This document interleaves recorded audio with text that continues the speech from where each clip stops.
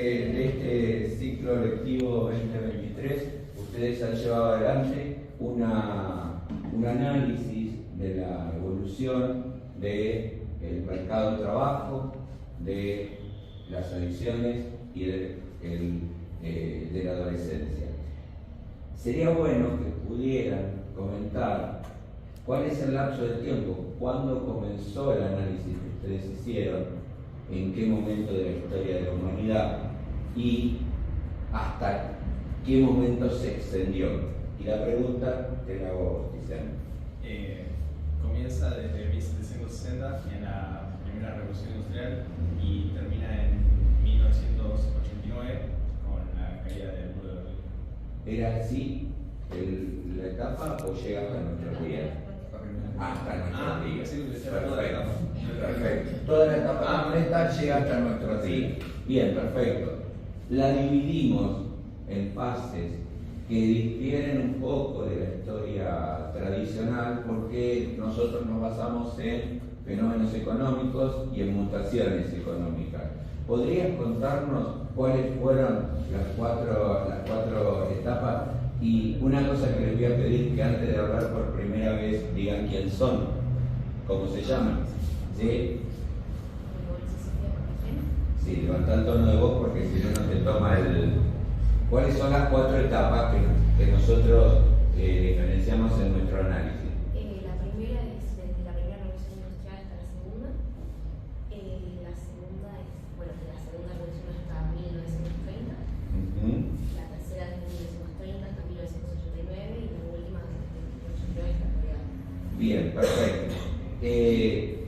Ya sabemos cómo, si se quiere, encapsulamos el análisis. Ahora vamos a ver qué tipo de análisis pudieron ustedes hacer.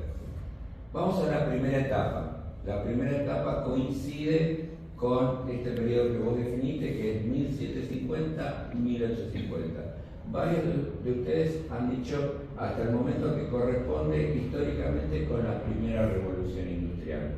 Pero la pregunta es si lo único que ocurrió en ese lapso, desde el punto de vista político, social, cultural, es la revolución industrial, que es un hecho económico. ¿Sí? ¿Querés contarnos, presentarte y contarnos un poquito? Bueno, yo soy Juan Ferrari y no es la única, justamente también es un periodo de revoluciones, es de 1750 y 1830, porque también dentro de la revolución industrial se incluye también un fenómeno político y social como es la Revolución Francesa, que cambia también el paradigma social del mundial, porque establece la democracia como otro método alternativo a la monarquía. Bien, ¿querés comentar algo más que no sea la revolución francesa o la revolución? No, la revolución francesa. A ver, un poquito más, pero pasamos rápidamente a otro hecho.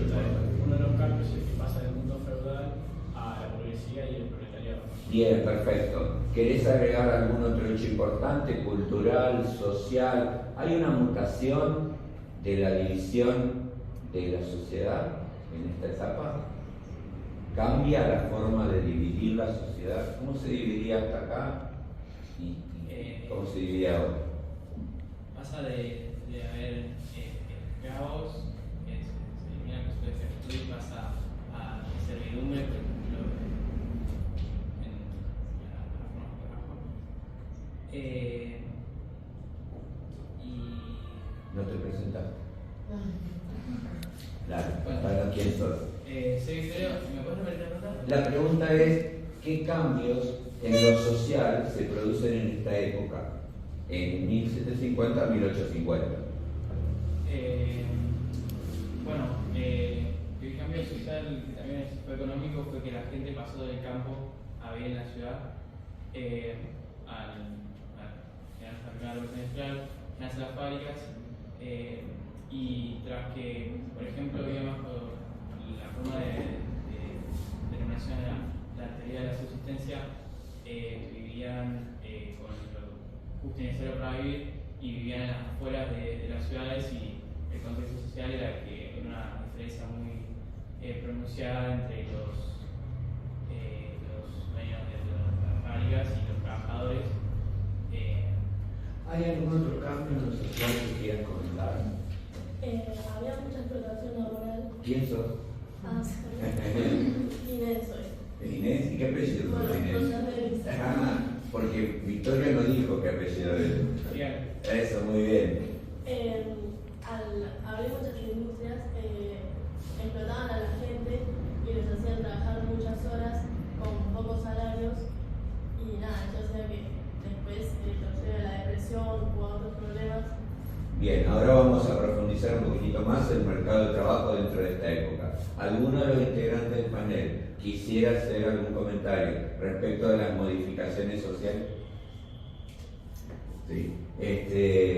Nombre y apellido. Agustina Bot, y quería decir que con la revolución industrial se pasó a una burguesía empresarial y al tener proletariado, que serían los trabajadores, que se determinaban con ese nombre, y, o sea, eran pocos los que tenían mucho poder, que manejaban las empresas, las industrias, y tenían el proletariado, eran los que trabajaban ahí, como decía Vito, vivían en condiciones malas, como decía Inés, y eran básicamente explotados. Claro. Podemos decir entonces que lo que se produce es una mutación de una organización social de acuerdo a cómo obtenía la riqueza y ahora pasa a ser una organización social de qué lugar ocupa en el proceso productivo. Vos estás hablando de empresarios y de proletariado, ¿sí? Estamos focalizando la economía como si fuera, la sociedad como si fuera una gran industria. ¿Sí? ¿Qué querés agregar? Sí. Acordate de presentarte, primera vez. Sí, soy Lola Y ponete hacia adelante así te ve los chicos. Soy Sofía, y nada, agregar a lo que decía que con este surgimiento de nuevas clases sociales se generó mucha diferencia y acumulación de la riqueza a la burguesía industrial. Bien, bueno, ahora vamos a ver desde lo económico, ¿qué cambio generó la revolución industrial? Acordate de presentar. Me llamo Francisco Cortesi. La revolución industrial trajo, por ejemplo, desempleo en algunas áreas que ahora ocupaban máquinas otra.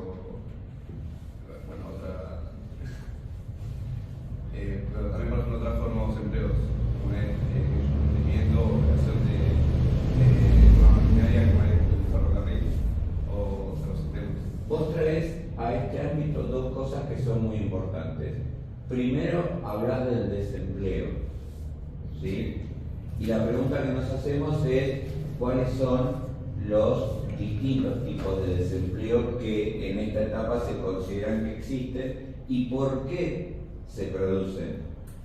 Soy Clara Macedo y se creía en el pleno empleo y estaba el voluntario, que era porque no querían trabajar, y el estructural, que era porque no se adaptaban a las nuevas formas de trabajo.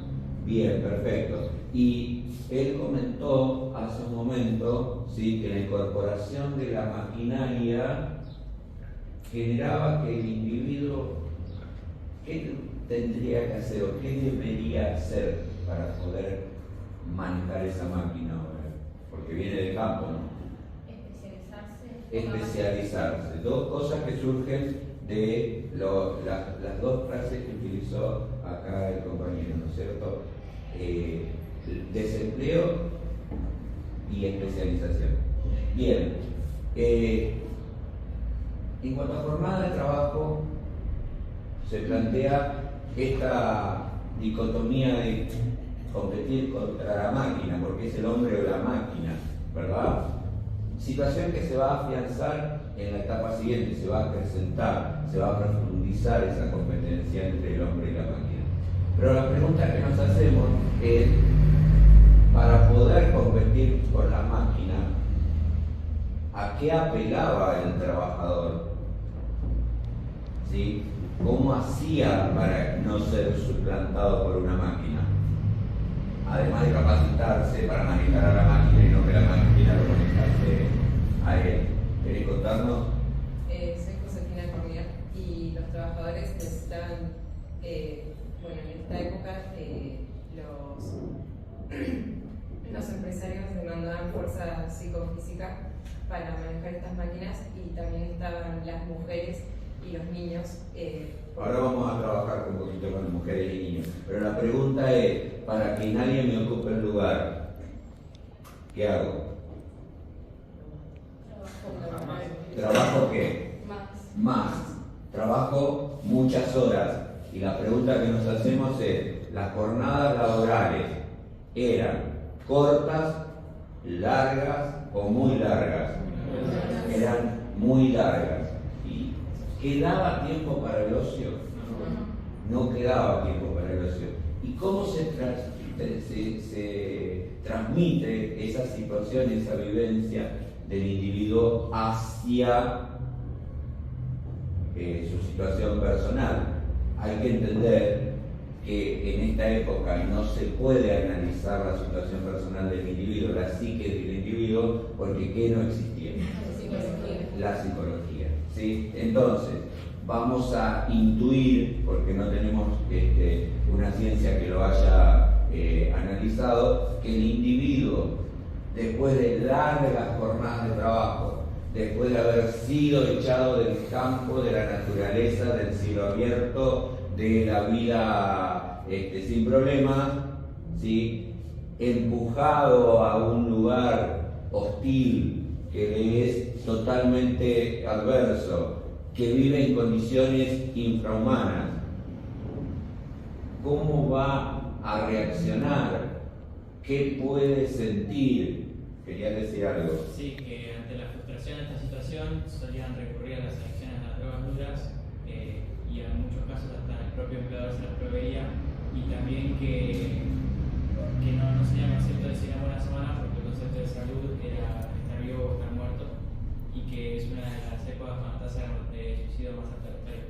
Bien, vos hablaste de algo que es importante, que tiene que ver con el empleador que le provee, ¿sí? Dijo, y hasta ocurría que el empleador le proveía. Y la pregunta es, ¿por qué por qué el empleador podría actuar como proveedor con qué finalidad? ¿Qué era lo que buscaba? ¿Que se enfermase el empleado? ¿Era ese el motivo? A ver. No, en realidad justamente se los daban para que no vean en las condiciones laborales deplorables en las que estaban trabajando. Ahí hablamos de la vinculación del individuo con las sustancias que le permiten hacer que con la realidad. ¿Hacer qué con la realidad? Es la pregunta. ¿Se maneja en una realidad real? Es la pregunta. Entonces, ¿qué le permite al individuo cuando se conecta con una sustancia generalmente? Esto es general, no solo en esta época. Evadir la realidad o armar una propia realidad. La idea era, como ustedes comentaban, que no vieran todo esto que describimos hace un rato, que suena como muy traumatizante. Todo lo que describimos como ítems es traumatizante. Bueno, la pregunta que nos hacemos ahora, que vos tocaste hace un ratito y está muy bien, es, primero, ¿cómo se fijaba el valor del salario en esta época? Bueno, soy Juliana Meneghetti, y bueno, el salario se fijaba más por las horas trabajadas que por lo que producían. O sea, se fijaban en las horas que trabajaban y de ahí fijaban el salario, que estaba en la teoría de la forma de salario. Bien. Se fijaba en función de las horas trabajadas, pero se le pagaba como. Recordad, presentarte, así te conocemos todos. ¿Cómo? La pregunta es, ¿se fijaba en función de las horas de trabajo, pero se le pagaba en qué cantidad, con qué cantidad? ¿Cómo se medía? ¿Cómo se determinaba el salario? Se determinaba a través de la teoría del fondo salario. A través de la teoría del fondo del salario para la primera revolución industrial, ¿es correcto? A ver. Era lo mínimo que necesitaban para poder sobrevivir. Era lo mínimo que necesitaban para poder sobrevivir y se llama teoría de la subsistencia. Y en ese contexto. No, que la teoría de la subsistencia, creo que decía que necesitaban lo mínimo las mujeres y los niños, por lo tanto eran los más solicitados. Y bueno, la demanda se decantaba por ellos en vez de por trabajadores que las mujeres y los niños trabajaban en las fábricas, ¿dónde trabajaban los hombres? Donde la mujer y los niños no pueden trabajar, como las minas o trabajos más exigentes. Bien, perfecto. Sí. No, quería aclarar algo que se trabajaban las mujeres y los niños porque aparte se les pagaba menos a ellos. Entonces nada, como que veían la forma de aumentar sus ganancias, entonces por eso trabajaban las mujeres y los niños. Bien. Sí. Respecto al trabajo de las niñas, quería agregar el consumo del opio, dado que los trabajadores, los hombres, pasaban como muchos días sin ver el sol, sin salir de los mismos. Claro, bien, y eso genera alteraciones psíquicas muy profundas cuando uno está en una situación de encierro. Para aislarse, para evadirse, para no darse cuenta, es que consumían, pero no consumían porque lo decían, consumían porque se lo proponía el mismo empleador. ¿Para qué? Para que siguiera produciendo. Y la pregunta es,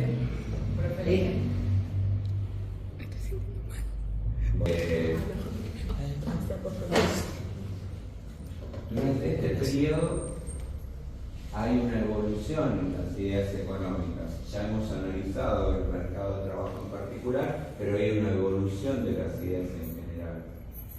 Esta etapa tiene nombre de escuela, ¿sí? ¿Y cuál es esa escuela? Sí. Segundo granja del grupo 7. Bien, muy bien. La escuela clásica que tiene. La escuela clásica.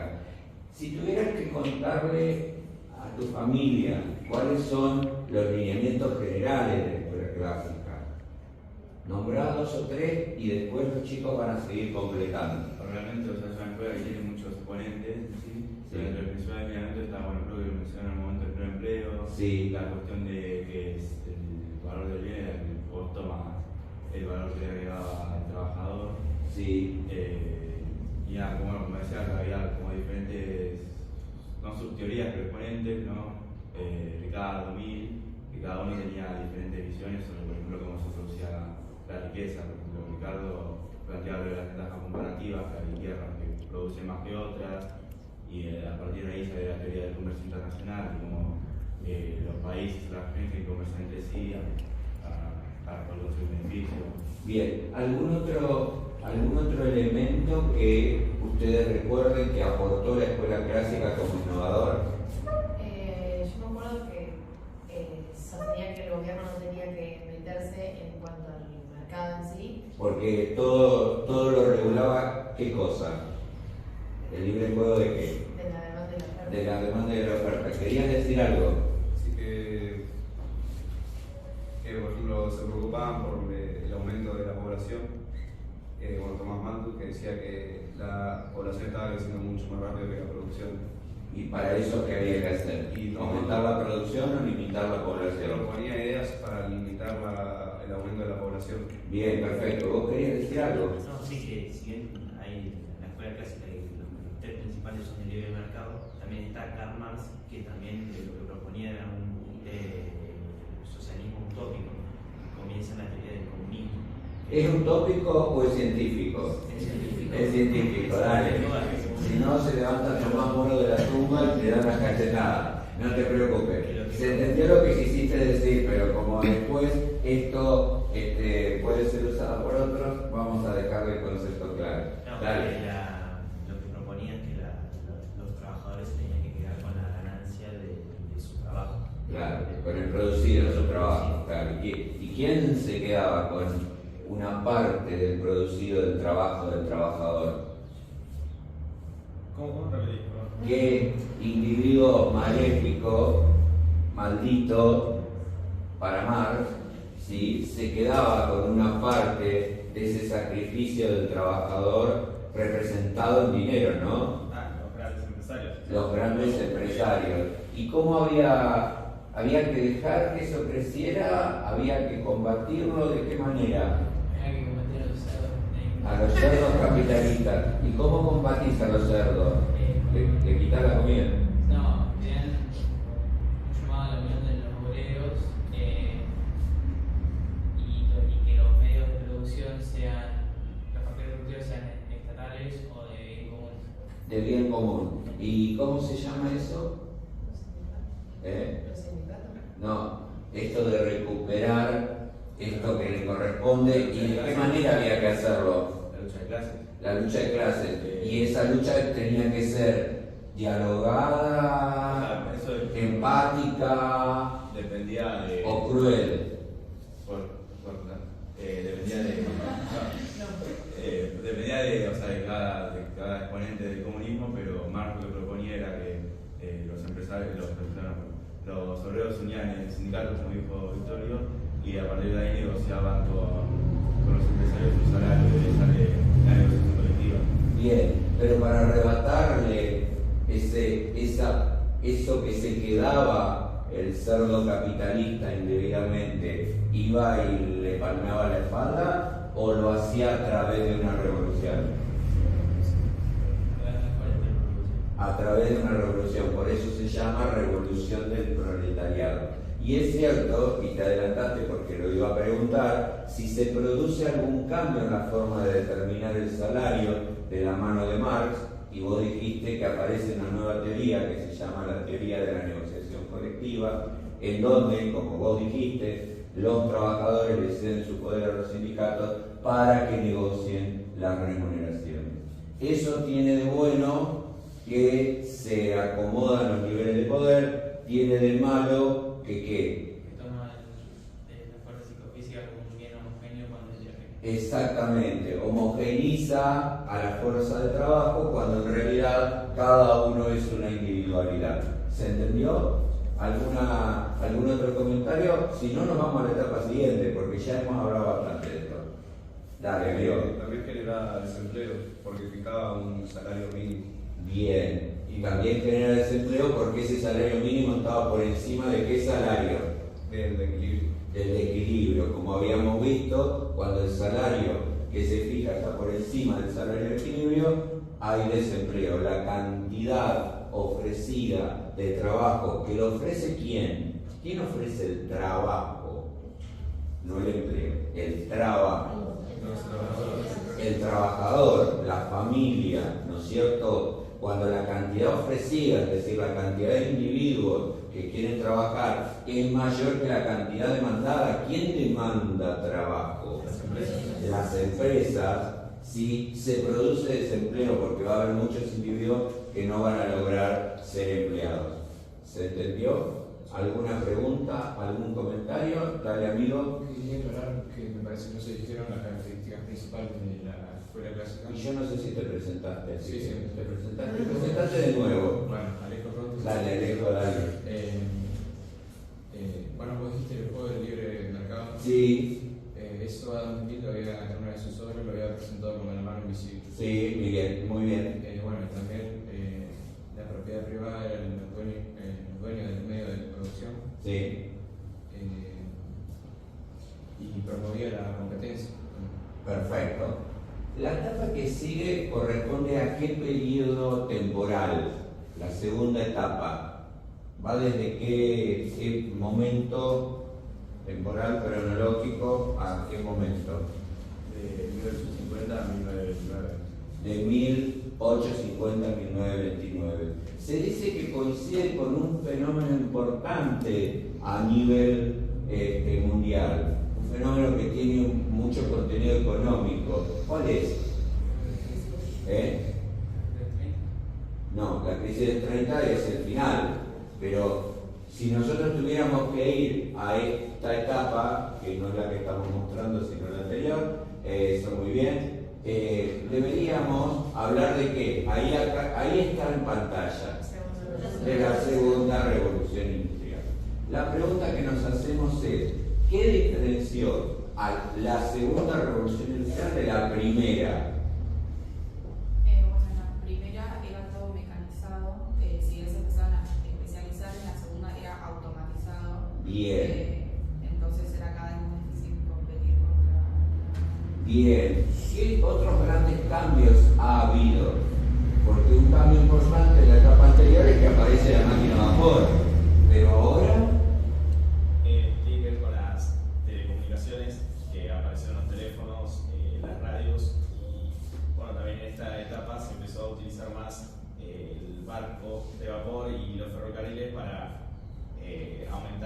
comercio global. Bien, perfecto. ¿Qué otra característica en esta etapa? Como una consecuencia de lo que dijo Tizi, de las telecomunicaciones y de todo lo que es, o sea, a partir de este momento, con el sistema de Ford lo que hace es reducir la jornada laboral para crear el ocio como lo conocemos hoy. Bien. En esta etapa se crea el cine. Ahora vamos a hablar del ocio y de Ford. Está muy bien como dato y la pregunta es, sí. También apareció la electricidad, porque decía que la gente no tenía heladeras para preservar los alimentos y ahí Hay tres hechos muy importantes, dos que son de contenido político y uno que es de contenido económico dentro de esta etapa. Si miramos cronológicamente, ¿sí?, la historia, vamos a ver que hay un hecho político, otro hecho político y al final del periodo este hecho económico que ustedes hace ratito mencionaron. A ver. Uno de los políticos es la Primera Guerra. Sí, y antes de la Primera Guerra, perdón, después de la Primera Guerra, la Revolución Rusa. Son dos hechos políticos importantes que van a marcar la etapa que sigue. Y la pregunta es, el económico fundamental que estuvo sobre el final es la crisis de 1930. Bien, muy bien. Ya tenemos más o menos ubicado la cuestión política, la cuestión económica la estamos armando. ¿Qué cambios sociales hay? ¿La mujer sigue estando trabajando en la fábrica? ¿Está tan bien visto que trabaje? Bueno, se empieza a tomar más en cuenta la productividad, claro, salió la productividad, entonces se deja de buscar a los niños y a las mujeres porque no existe más de la subsistencia y se busca a los hombres porque eran más productivos, entonces empiezan a trabajar en las fábricas, la mujer hasta las guerras, después de la guerra cambia, pero se queda en la casa y empieza el concepto de niñez porque ya no tienen que ir a trabajar. Y también en los hombres se busca menos estilización porque es una tarea fácil y que se repite en el modelo político. Bien. ¿Algo más que quieran agregar? También aparece la psicología, que eso hace que ahí, bueno, salga la adolescencia, que antes no existía, y ahí como que le empiezan a dar derechos a los niños para que vayan a la escuela. Hay otra ciencia que le sirve a la economía para este fenómeno de la productividad que vos acabás de plantear recién, porque en la etapa anterior se priorizaba la producción, el volumen, y acá se prioriza la productividad, cuánto cada uno le agrega al producto total. Y la pregunta es, ¿cuál es esa ciencia? Dale. La administración. Hay dos industrias que son muy importantes en esta época, que nos olvidamos de comentar hace un ratito y que estaría bueno que las recordemos. Una, la industria farmacéutica, y la otra, que les permite comer la hamburguesa dentro de 4 meses, la industria frigorífica. ¿Sí? ¿Por qué? Porque ahora vamos a poder conservar los alimentos, ahora nos vamos a poder curar de las enfermedades, nos vamos a poder vacunar, vamos a poder prevenir que no ocurran esas enfermedades. Por eso es tan importante en esta etapa. Si nosotros tuviéramos que decir en qué cambia esta etapa desde el punto de vista de la denominación y del contenido con respecto a la anterior, que se llamaba escuela clásica, decimos que esta escuela, ¿cómo será? Neoclásica. ¿Y qué cambia, además de lo que dijimos recién, respecto de que no solamente se mira el volumen, sino se mira lo que cada uno le agrega a ese volumen? O sea, estamos hablando de producción y de productividad. ¿Qué otra cosa encontramos así como distinta a la etapa anterior? Sí. Bueno, para la determinación de salarios, la escuela neoclásica crea la teoría del sistema de fondos. Sí, o fondos de salario que se comentó hace un ratito. Y la negociación colectiva además. Negociación colectiva continúa en esta etapa, pero hay una segunda teoría que aparece por la negociación colectiva de la etapa anterior. ¿Sí? Aparece una cuarta teoría de la determinación del salario. Recuerden, una que nombramos, la de la subsistencia, la segunda, la teoría de la negociación colectiva. Ahora le agregan la del fondo de salario. Y la que tiene que ver con el pensamiento de la época, ¿cómo se llama? La teoría de la productividad marginal. Está asociado a este concepto que nosotros veníamos charlando. ¿Y qué pasa con el individuo? Porque vos comentaste hace un ratito, no recuerdo quién fue el que comentó del ocio, discúlpenme, ¿quién nombró al ocio? Vos nombraste hace un momento al ocio. ¿Por qué es importante el ocio? Porque lo que quería Ford es que al tener más tiempo libre la gente, lo que producía era mayor consumo. Entonces, Bien. Mayor crecimiento de la economía. Había un espacio para el consumo, porque en la etapa anterior el individuo hacía dos cosas nada más. ¿Cuáles eran? Trabajar y descansar. Si trabaja, cobra poco y el resto lo descansa, no consume, ¿verdad? No tiene satisfacción. Entonces, ¿cómo se logra que aparezca el ocio? ¿Estiramos el día? Acortamos las horas de trabajo. Estamos hablando de un acortamiento de la jornada de trabajo. ¿Y qué pensaba Ford respecto de ese acortamiento? Y de esto de que el individuo ahora tuviera ocio y pudiera gastar. Que trabajaban menos horas, pero con más intensidad, porque al tener descanso podían enfocarse más. O sea, vos decís que producía lo mismo que si trabajaba 12 horas, pero lo hacía en 8 y las 4 que le sobraban las descansaba o las llevaba al placer, sin cambiar la remuneración, que esto es muy importante que lo tengamos en cuenta. No es que le bajábamos a 8 horas, porque si no, no hubiese habido cambios, ¿sí? Y en términos de los individuos, que ahora vos tocaste hace un momento algo que es niñez, pero la separamos ¿de qué? Gracias a la psicología. De la adultez. Pero antes estaba separada de la adultez. Hay un periodo intermedio que es la adolescencia. Bien, muy bien. Aparece un periodo intermedio que es el de la adolescencia. La pregunta es, ¿la mujer en casa o la mujer trabajando? En general. La mujer en casa. ¿Sí? La mujer, madre de familia, cuidando a los hijos, preocupada por la continuidad de la especie. ¿Sí? Muy pocas las que acceden al mercado de trabajo y en trabajos que no son los que participan los hombres, como para situar esto, que dentro de un ratito vamos a volver a esto. Pero la pregunta es, ¿ese individuo, a partir de que tiene ocio, es feliz? Un poco más. ¿Perdió el miedo? ¿Se entiende la pregunta, no? El miedo que tenía en la etapa anterior era ¿cuál era su competencia? La máquina. ¿Le perdió el miedo a la máquina o cada vez tiene más miedo? Sobre el final de la etapa ya se le pierde el miedo, a mi parecer, pero al principio, el nivel de arranque de la revolución era aún más la competencia que tenía. Era aún más. Y ese miedo a perder el empleo, ese miedo a ser superado por la máquina, ese miedo a quedar excluido, ¿le da tranquilidad o intranquilidad? Tranquilidad. ¿Lo pone feliz o lo frustra? Y en la frustración, ¿cómo actúa? La pregunta es, ¿qué consume? ¿Alimentos? ¿Medicamentos? ¿Sustancias? ¿Se las da el empleador como en la etapa anterior? ¿Las compra? ¿Las adquiere? ¿Se abarataron ahora los costos? Cuéntenos un poquitito cómo ustedes podrían ubicar a alguien que no ha transitado, como lo han transitado ustedes, el aprendizaje. Es libre, claro. O sea, aparecen nuevas adicciones, no solo lo que ponen en la etapa anterior, sino también aparece el alcohol, la morfina y el tabaco. Vos tocaste un tema importante. Hablaste de adicciones.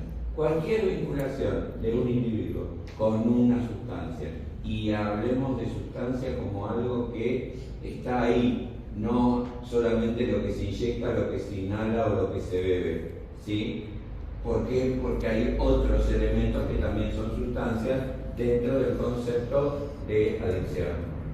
Todas son adicciones, cualquier tipo de vinculación, o ustedes podrían establecer alguna división. ¿Se considera que es una adicción cuando arranca a generarle problemas personales o de sociabilización con su entorno a una persona? A ver, sí. Y aparte hay, o sea, no es un uso de la sustancia, sino un abuso. ¿Cuándo se da uso? ¿Cuándo describimos o definimos o cómo definimos al uso? ¿Cómo definimos al abuso? ¿Y cómo definimos a la adicción? Con palabras de un adolescente de la escuela secundaria. En la adicción hay dependencia hacia la sustancia. O sea que la sustancia te maneja a vos o vos manejas a la sustancia. La sustancia ya me maneja a mí. Bien, perfecto. ¿Y en los otros? Se supone que yo podría tener un poco más el control. En el abuso ya no tanto, pero en el uso sí. O sea que podemos decir que en el uso se da como un vínculo normal, ¿sí? Me como una hamburguesa, me voy de vacaciones, juego a la ruleta, es algo más tranqui, ¿sí? Yo manejo, ¿sí?, la situación. En el abuso, la sustancia comienza, digamos, lentamente a qué, lo que vos decías hace un ratito, apropiarse de qué, de mi voluntad, ¿verdad? Y en la adicción, ¿qué quería decir? No, que también lo que pasaba es que antes mucha gente se suicidaba por la depresión y cuando empezaron a consumir sustancias como que no es que lo compensaban, pero como que se olvidaban un rato de los problemas con eso, entonces ahí disminuyó el suicidio. Y vos tocaste algo importante que tiene que ver con la última etapa de esta segunda etapa de análisis, ¿sí? Que es que hay un error en la mirada de los clásicos y los neoclásicos sobre el desempleo. ¿Cuántos desempleos hay? Lo que sí me gustaría agregar de la etapa anterior, que para mencionar es que también se dan en nuevas drogas, como la morfina, por ejemplo, también por el avance de la propia industria farmacéutica. Exacto, estamos siempre en segunda revolución industrial y está correcto, pero sobre finales aparece un cuestionamiento en cuanto a los tipos de desempleo que la escuela clásica nos plantea. Aparecen dos tipos de desempleo: el involuntario, que es la gente que directamente no puede conseguir trabajo, y el friccional, que es una etapa de transición entre la persona que deja un empleo y está buscando uno mejor. Bien, y hay otros cuestionamientos a la escuela clásica, ¿sí? ¿Qué suponía que no se dijo todavía y que viene de a la neoclásica y que viene de la clásica, ¿sí? Que tiene que ver con quién determina a quién en la fuerza del mercado? Dale. Que la oferta de trabajo determinaba la demanda. La de trabajo, justamente no. ¿Por qué? Porque acá serían los trabajadores que, esto que vos dijiste, si le recortamos la palabra trabajo, se da al mercado de productos, al mercado de bienes o de servicios, en donde quién determinaba a quién. Ahora sí, la oferta determina la demanda. Y si la oferta determina la demanda, la oferta puede crecer infinitamente porque del otro lado siempre hay alguien que lo va a consumir. Faltaba una aclaración: si tiene ingreso con que consumirlo. Si está desempleado, obviamente que no lo va a poder hacer. ¿Y esto qué generó? ¿Querés explicar un poquitito qué le pasó a las empresas? Este error les fue obligando a acumular qué cosa, a incurrir en qué cosa. Para poder competir los problemas. Pero no importa, trabajen entre las dos. La pregunta es, este error que nosotros lo planteamos como tal, ¿no? Esta cosa de que la empresa crezca en su producción, porque total, indefinidamente, porque del otro lado siempre va a haber alguien que va a comprar, y yo le agrego siempre y cuando tenga ingreso, y para tener ingreso tiene que estar empleado, va a generar dos cosas en la empresa. Primero, la acumulación de algo, y luego caer o incurrir en algo. ¿Qué acumula el que no vende? El stock. Acumulo stock. Y si yo no vendo, ¿no qué? No genero para la empresa ¿qué? Ganancia. Dicho de otra manera, genero ¿qué? Pérdidas. Bueno, nosotros sabemos que cuando una empresa tiene pérdida, lo primero que hacen los accionistas es hacer ¿qué? Dejar de ser accionistas. ¿Sí? Y esto es lo que nosotros vemos reflejado como crisis o quiebre de ¿qué? De la bolsa, porque todos van a la bolsa a vender. Y además porque aparece un concepto nuevo que es la tasa de interés y el costo de oportunidad, que son dos cosas que se analizan como nuevas. La gente dijo, la empresa me da 0, el banco me da más que 0, saco la plata de la empresa, la llevo al banco. ¿Se entendió? ¿Hay alguna pregunta? ¿Algo que quieran comentar ustedes? Que el valor del bien ahora se determinaba por la utilidad que le podía llegar a dar la persona que lo iba a consumir. Vos decís que el precio ya no es el valor de los factores productivos, sino de los factores productivos más un plus que deja de ser la plusvalía que le roba a Marx y pasa a ser la utilidad que se lleva a la empresa. Perfecto, bien. ¿Algo que quieran agregar?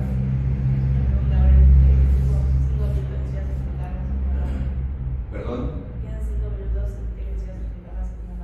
Sí. Continuamos con la que sigue. ¿Sí? Esta tercera parte, ¿de dónde hasta dónde va? ¿Cuáles son los grandes cambios? Un cambio para la época.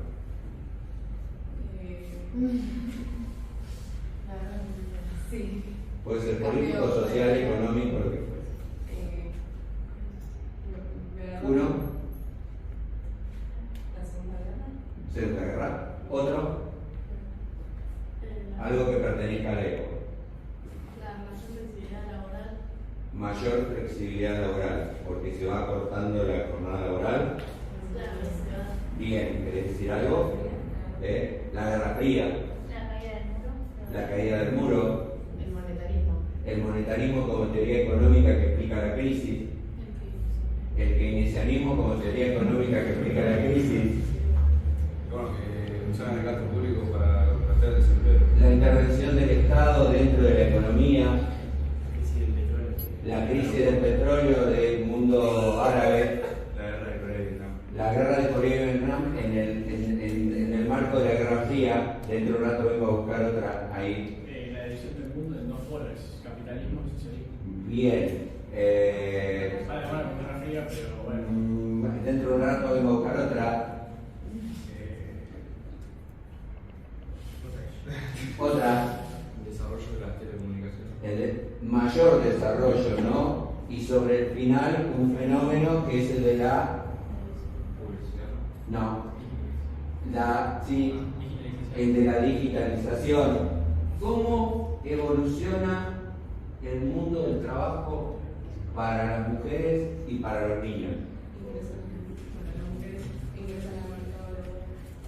Vuelven a ingresar al mercado laboral, pero ahora cobrando para subsistir, sin formación o compitiendo por un puesto de trabajo. ¿Qué otro cambio importante hay en términos de trabajo de la mujer y de los niños? Los niños ya no pueden trabajar. Los niños ya no pueden trabajar. Hay convenciones que lo impiden, hay derechos que los preservan. ¿Qué más? ¿Qué cosas no se terminan de resolver en esta etapa y que tal vez en la siguiente tampoco? La falta de empleo. La falta de empleo. Eso porque la economía tiene problemas de crecimiento, ¿no? No crece en la medida que esto que estaba preocupado antes. Sí. Sobre las mujeres. Sí. Que no ganan lo mismo que los hombres. No ganan lo mismo que los hombres. ¿Por qué? Porque andan mal las cosas. Sí, bueno, sí, si no, no estaríamos acá sentados. Pero la pregunta es, ¿por qué? ¿Cómo podés explicarle a una persona que no ha estado dentro de la clase que las mujeres ganan menos que los hombres? ¿Por qué las empresas le pagan menos a una mujer que a un hombre? Cuando hay un convenio colectivo de trabajo que dice que con independencia de cuál sea el género, el individuo tiene que ganar lo mismo. ¿No las creen igual de productivas? No las creen igual de productivas. Y si tuvieras que dar un ejemplo en donde se ve esa creencia de que no son igual de productivas. Por ejemplo, en los puestos que se le ponen mejores puestos a los hombres con el liderazgo, ellas se las ponen más abajo. ¿Eso cómo se llama? Techo de cristal. Bien. Quería decir algo. También puede ser tipo, por ejemplo, pueden tener más problemáticas como el embarazo. Bien. Esta cosa de la mujer y la procreación. como si esa procreación fuera individual, más allá de que la tecnología hoy lo permite. Generalmente para todo hijo hay una madre y un padre. Y la pregunta es, ¿qué cosas podríamos modificar según la mirada que hemos analizado en el aula, ¿sí?, para poder evitar eso justamente, que es que el empleador no la ocupe a la mujer porque esa mujer tiene la posibilidad de ser madre? Complicada. Lo charlamos en clase, por eso es que me atrevo a preguntarlo. Si alguien lo recuerda, puede opinar. La pregunta es sobre qué cosas tenemos pendientes todavía que permiten que yo, empresario, frente a la posibilidad de incorporarla a ella o a vos, te incorpore a vos porque ella tiene la posibilidad de ser mamá. La licencia por maternidad o paternidad. Claro, pero una licencia por maternidad son 90 días y una por paternidad son 2 días. Yo, empresario, ¿a quién voy a seguir ocupando? Voy a seguir ocupando al varón, ¿no es cierto? ¿Por qué? Porque no termina de salir del hospital y está pensado de esa manera, está pensado para que ayude hasta que sale del hospital y después vaya a trabajar. ¿Cómo podrían ustedes subsanar eso si quisieran, por ejemplo, acercarle una propuesta a un candidato? Ya que estamos decidiendo quién va a ser el presidente. Aumentar la licencia del padre. Aumentar la licencia del padre. Igualarlas, ¿sí? No solo vamos a ayudar al vínculo, sino que además vamos a evitar esta discriminación. Y esta cosa de ser mamá, que muchas veces la mujer se autorrelega en pro de los hijos, a los cuales cree que solamente ella puede atender, ¿sí? Y la sociedad también lo cree. Bueno, agradecidos todos, porque ustedes han hecho un trabajo muy interesante a lo largo del año. Nos queda mucho por charlar. Seguramente van a aparecer en la segunda etapa esos temas que tienen que ver con la actualidad. Los vamos a ir dialogando, los vamos a ir retomando en otro formato que le vamos a agregar a esta primera etapa, que es una vista general del fenómeno del trabajo, la adolescencia y las adicciones. Así que agradecerles a ustedes que han sido muy generosos y a los chicos y a las chicas que están filmando que también lo han sido. Esto no es posible si no se hace con respeto como ustedes lo han puesto en este momento de manifiesto.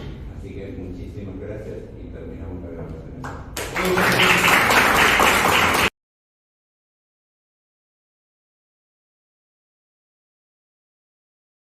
Bueno, buenos días a todos y a todas. Estamos compartiendo con los chicos del sexto A de la Escuela de Comercio esta segunda etapa de socialización de aprendizaje que tiene que ver con algo que comenzamos a principio de año y que nos involucró en términos de mercado de trabajo, adicciones y adolescencia. Los chicos y las chicas tuvieron la oportunidad de compartir la evolución de esos 3 ejes, ¿sí?, a lo largo de la historia, a partir de la primera revolución industrial. Y hoy vamos a dialogar, nos van a contar esta tarea de investigación que han hecho respecto de los estímulos que recibimos de los medios de comunicación, de las publicidades, de los videos, ¿sí?, y también de las propias autoridades gubernamentales. Así que les vamos a pedir que nos indiquen a qué grupo pertenecen, cómo se llaman ustedes, y también que tuvieron la oportunidad ustedes de recibir dentro del enunciado de la actividad una serie de videos y de publicidades, y nos gustaría saber cuál es aquella que más les impactó, por qué mensaje creen que les está trasladando, qué cosas destinadas a la prevención están presentes o no, ¿sí? Así que bueno, se presentan y después ya nos van mostrando sin audio esta parte de la actividad. ¿Sí? Bueno, nosotros somos el grupo número 2, Agustina Bot, Eliana Sabanis y Aranda Mitres. Perdón, antes de que comiencen, ¿estamos bien con la iluminación o necesitas que hagamos, porque esto fue por el video, enciendan por favor, que va a ser mejor, así le vemos la cara a las chicas. Y después cuando tengamos que ver el video hacemos lo mismo, bajamos la intensidad. Bueno, sí, perdón, decías que ustedes son el grupo número 2. Y los integrantes, las integrantes eran Agustina Boll, Inés Rosabelis y Ana Rodríguez. bien. ¿Y cuál es dentro de las 3 publicidades barra video la que más les impactó? Bueno, a mí me gustó mucho el video de Rihanna, la canción también, porque no solamente el video, sino también la letra, que la traducción, bueno, una de las líneas muy importantes, We found love in a hopeless place, es encontramos amor en un lugar sin esperanza, pero bueno, también el video muestra una relación bastante tóxica, que creemos que también va de la mano con la situación en la que están, porque, o sea, ¿qué vas a esperar de un lugar donde estás constantemente bajo el consumo, bajo las consecuencias? ¿Cómo vas a llevar eso con una persona? Es difícil y se ve bastante mal en el video, pero bueno, o sea, es como la cruda realidad también que nos muestran los videos de hoy en día, aunque es bastante viejo, pero es como que se ve todo lo que afecta a la persona. Claro, un poco esto que decíamos que tiene que ver con, es una especie de vidriera en la que vemos pasar un montón de vínculos, pero también un montón de problemáticas, un montón de frustraciones.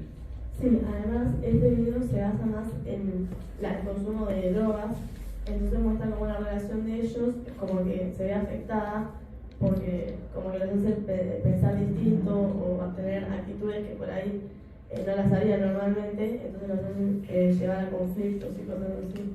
Si nos repetís la traducción del tramo en inglés. Es, bueno, entonces We found love in a hopeless place, que es encontramos el amor en un lugar sin esperanza. Encontramos el amor en un lugar sin esperanza. Fíjense qué palabra importante, ¿no? Esperanza, que es muchas veces lo que nos es difícil encontrar. Sí, bien, bueno, ustedes también tuvieron la oportunidad de seleccionar, estuvimos compartiendo algunos intentos. ¿Hay alguna que les haya también impactado dentro de la amplia gama de posibilidades que hoy las redes nos permiten, no? Y vimos varias publicidades, algunas eran como más graciosas, esta es una bastante divertida, por así decirlo, otras que por ahí eran más del objeto en sí, que esas son más actuales, esta es del 2009. Sí. También por eso se ve como, sí está el mensaje de beber con moderación, prohibido sobre la menor de 18 años, está bueno porque se ve bastante. Sí, por suerte no lo pusieron sobre un fondo blanco, ¿no?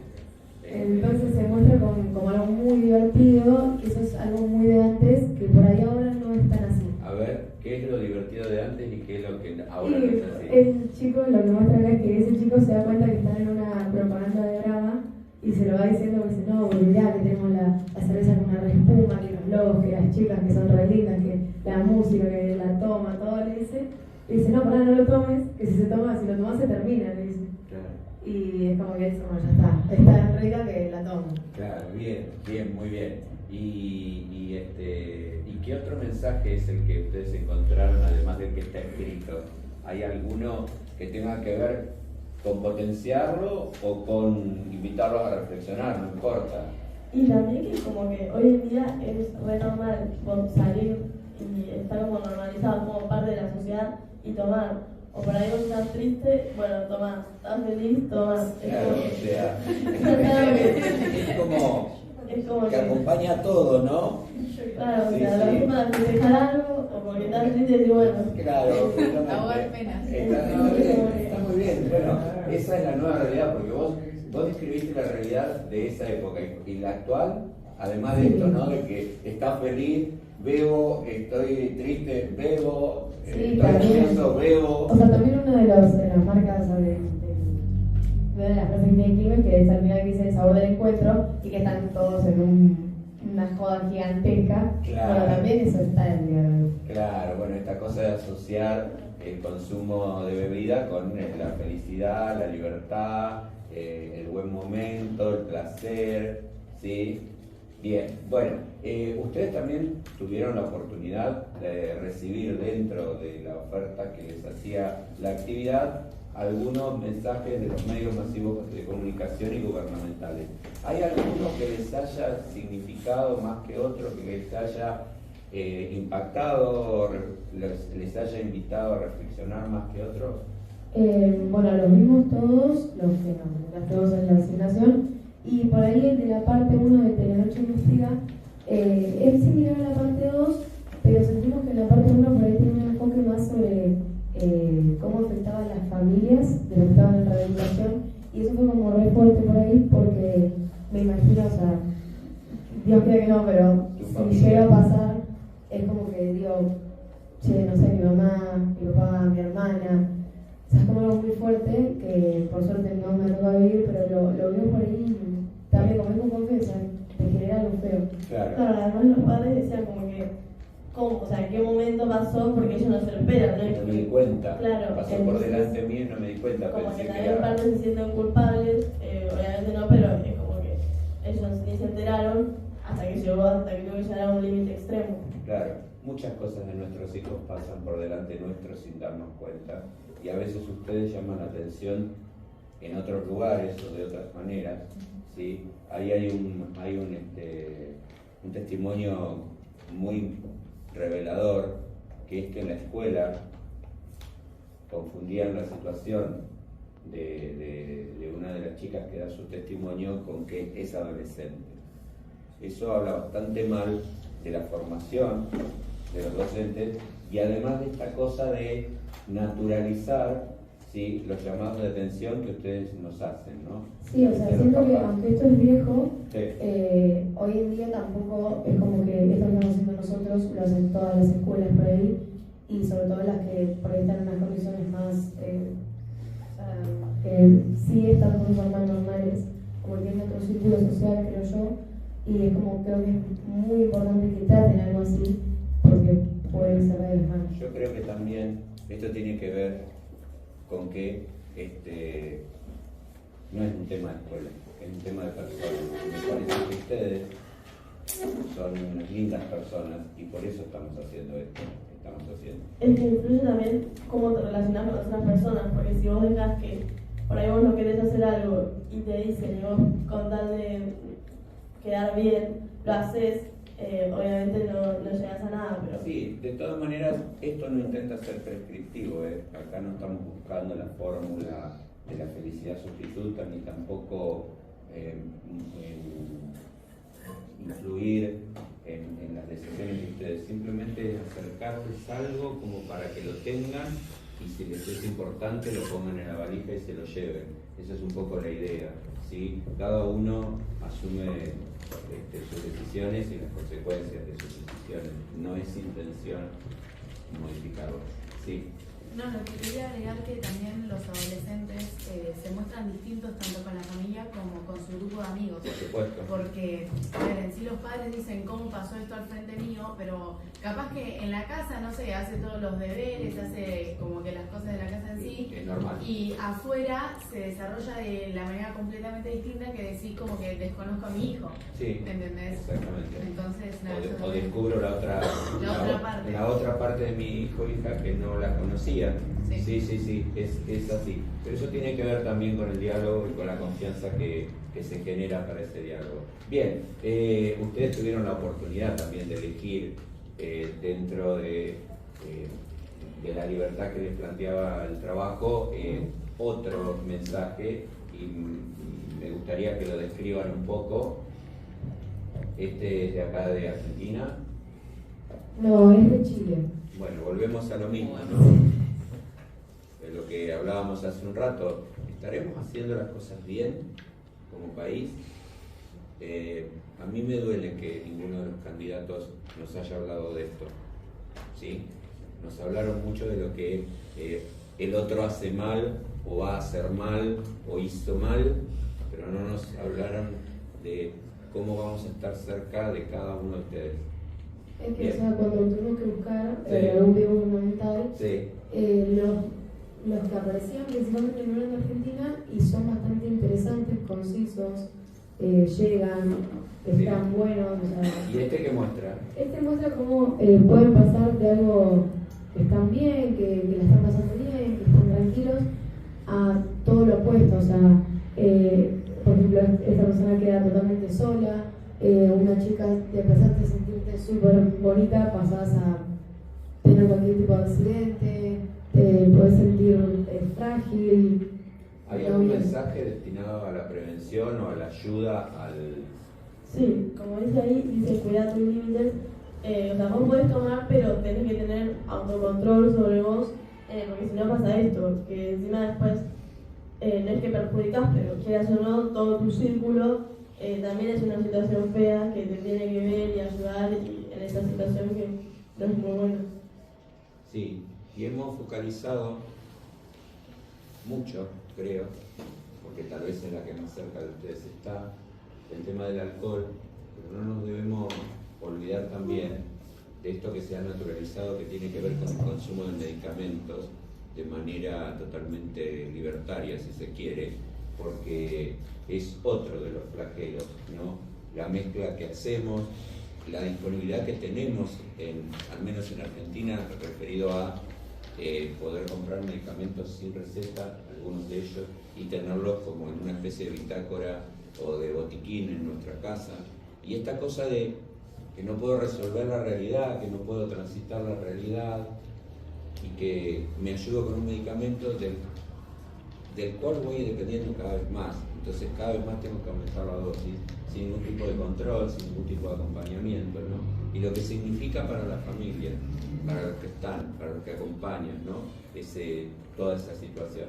No debemos de perder de vista porque van apareciendo nuevos consumos, van apareciendo nuevas sustancias, ¿no? Bien, bueno, ustedes tuvieron la oportunidad de realizar un mensaje o de elaborar un mensaje destinado, ahora sí, tal vez convenga que apaguemos la luz de aquí del centro, vinculado con lo transitado, lo que quieren transmitir a otros adolescentes como ustedes.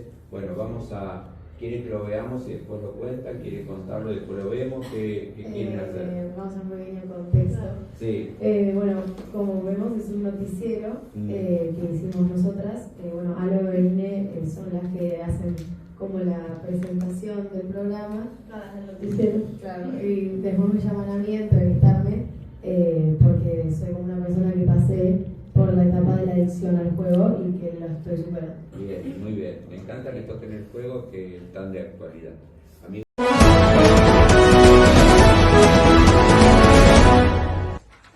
Bueno, muy buenos días. Estamos acá en Noticiero al Día. Mi nombre es Inés Rosas Denis y estoy con mi compañera Alondra Miquelis. Buenos días. Hoy vamos a hablar sobre un tema controversial que afecta a muchas personas en todo el mundo, que es la adicción al juego y las apuestas. Luego llamamos a una persona que ha sufrido y vivido esto en carne propia para ver qué tiene para contarnos sobre su experiencia. Pero antes vamos a dar una presentación al tema. Bueno, la adicción al juego es un problema que hoy en día es muy común que suceda, ya que en las tecnologías, o en los casinos o en las apuestas virtuales, la gente con tal de ganar dinero entra en un ciclo vicioso y a veces es complicado salir y se encuentran con problemas que van a necesitar ayuda para poder salir. Sí, además muchos expertos dicen o advierten sobre las consecuencias de este círculo vicioso que puede afectar tanto la vida personal como la pérdida del trabajo o de su familia incluso. Pero bueno, sin más hablar, acá tenemos en el estudio a una invitada especial, Agustina Abot, que ella fue víctima de estos problemas y quiere contarnos su experiencia. Bueno, muy buenos días, Agus, gracias por acompañarnos. Gracias por invitarme. ¿Querés contarnos cómo fue tu experiencia cuando viviste esto? La verdad que es algo muy fuerte que le puede pasar a muchas personas y es importante que todos sepamos y estemos bien informados del tema. A mí me costó mucho, la verdad, darme cuenta de lo que me estaba pasando, a qué punto había llegado y buscar ayuda, recibirla, muy importante. Y me costó mucho, pero la verdad que por suerte tuve apoyo de mis familiares, sobre todo de mi mamá, que siempre estuvo para mí y a pesar de que sí sintieron enojo, siempre estuvieron para mí y me buscaron ayuda y por suerte pude recibirla. ¿Y qué consejos le darías a familiares o a gente que está pasando por lo mismo? O como te dije, desde el punto de vista de los familiares que tienen algún hijo o familiar que está pasando por lo mismo, o sea, de los dos puntos de vista. De la parte de lo que sería la víctima, por así decirlo, que intente con todas sus fuerzas ser consciente de lo que le está pasando y escuchar a las personas que lo quieren o la quieren, porque es algo inevitable que las personas que están al lado tuyo no te quieran ayudar. Entonces es algo que tiene que pasar y va a pasar y hay que escuchar eso. Y las familias que no se den por vencidas, los amigos tampoco, que a pesar de que es algo muy difícil y puede que la persona se niegue completamente, tienen que ayudarlo lo más que puedan buscándole ayuda de un profesional o de la forma que consideren. Bueno, gracias por compartir esto porque sabemos que es un tema delicado y complicado, pero sabemos que igual va a ayudar a muchas personas. ¿Cuándo pensabas que cuando te enteraste o te diste cuenta que tenías este problema empezó a afectar tus relaciones con las personas?